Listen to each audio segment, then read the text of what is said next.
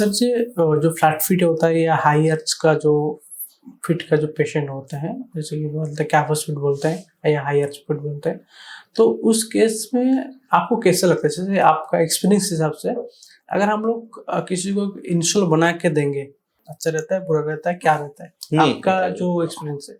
Actually हमको पहले बच्चे का इवैल्यूएशन करना पड़ेगा। उनका आज कितना हद तक उनका फ्लैट है और हाई आइज है, उस हिसाब से क्या हमको पर्पस क्या है।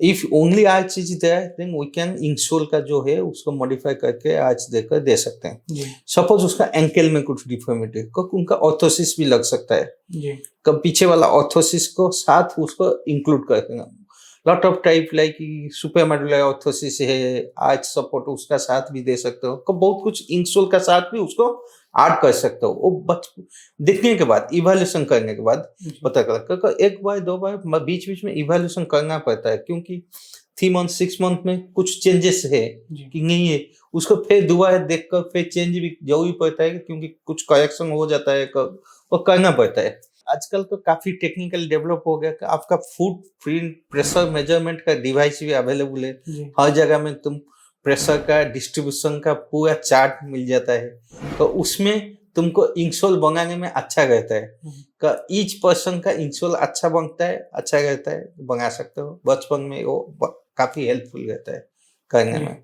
अगर उस हिसाब से प्रॉपर मेजरमेंट देके या फिर प्रॉपर डिजाइनिंग बनाएंगे तो डेफिनेटली ये हेल्पफुल है। डेफिनेटली पेशेंट के लिए काफी बेनिफिट होगा, एंड वो फूड भी मोल्ड हो सकता है, क्योंकि उनका फंक्शन भी सपोर्टिव भी है, करेक्टिव भी है, and it helps in correction also. Yes yes Many times if childhood it sometimes it corrects also. Yes हम लोग इंसोल्स बेसिकली प्रोवाइड करते हैं, जैसे कि डायबिटिक पेशेंट है या फिर न्यूरोपैथिक पेशेंट है, उनको भी शू या फिर करते हैं। तो आपके हिसाब से कैसा रहता है, ये देना चाहिए नहीं देना चाहिए? चाहिए क्योंकि हमारा जैसे हम बोलते हैं हर टाइम डायबिटिक फूड है, उनका इंसेंसिटिव फूड मीन्स थोड़ा सा सेंसेशन डिमिनिश रहता है, कि किसका अल्सर रहता है। का उसमें क्या होता है ना, हमें लाइनिंग देना पड़ता है, जैसे एमसीआई लाइनिंग, सॉफ्ट लाइनिंग रहता है, जहाँ पर काफी प्रेशर नहीं रहता है, एंड वो इतना रिजिड नहीं रहता है, जिसलिए उसका कोई इंजरी नहीं करता है, क्योंकि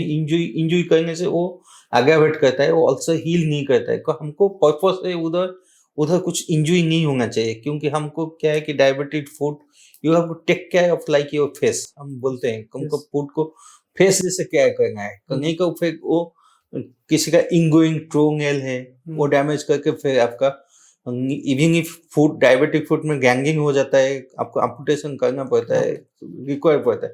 तो उस हिसाब से तुमको इंसोल डेफिनेटली मॉडिफाई करके देना चाहिए, क्योंकि जरूरी है। And some also if there is ulcer, suppose there is a pressure ulcer, diabetic foot ulcer, in time you can redistribute your pressures by giving insoles। का क्या होता है ना, प्रेशर को वहां से हटा कर डिफरेंट प्लेस में दे दो, का वो अल्सर हील कर जाता है।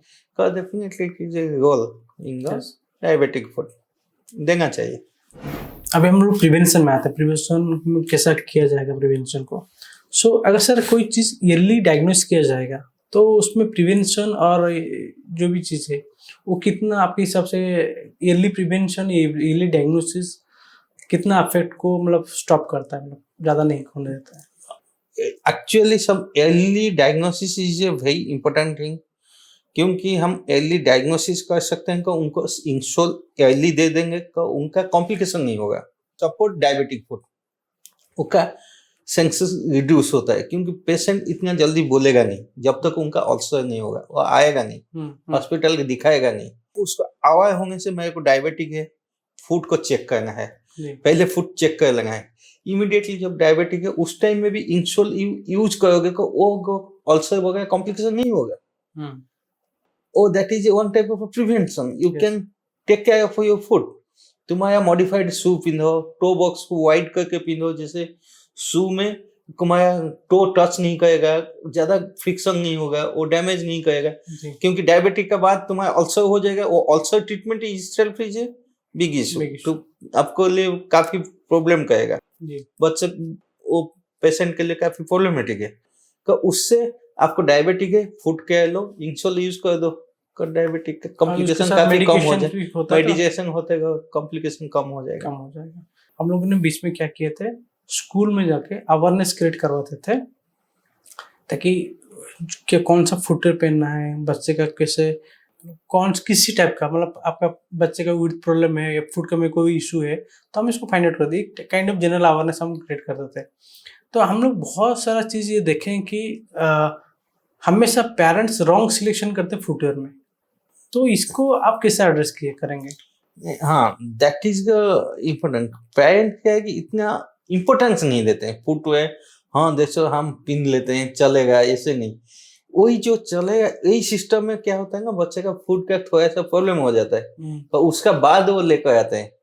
जब बेटर पहले से कंसल्ट करके इंसोल लेने से वो अच्छा रहता है। इंसोल नहीं, जो फुटवेयर भी पहनते हैं, फुटवेयर का भी पहले से कौन सा फुटवेयर इज आइडियल, उसको पहनने से अच्छा अच्छा रहेगा। रहता है। ये क्या होता है कि हमारा India sensitive, price sensitive area है, तो सबसे जो कम में होता है उसी को पहनते हैं, तो उसकी वजह से क्या होता है कि अल्टीमेटली बच्चा सफर होता है, लॉन्ग टर्म सफर करता है, लॉन्ग टर्म सफर करता है। तो हम लोग इसको बहुत सारी चीज नोटिस किए, ये सब चीज, और ट्राई किए कि पेरेंट्स तक पहुंचाने के लिए।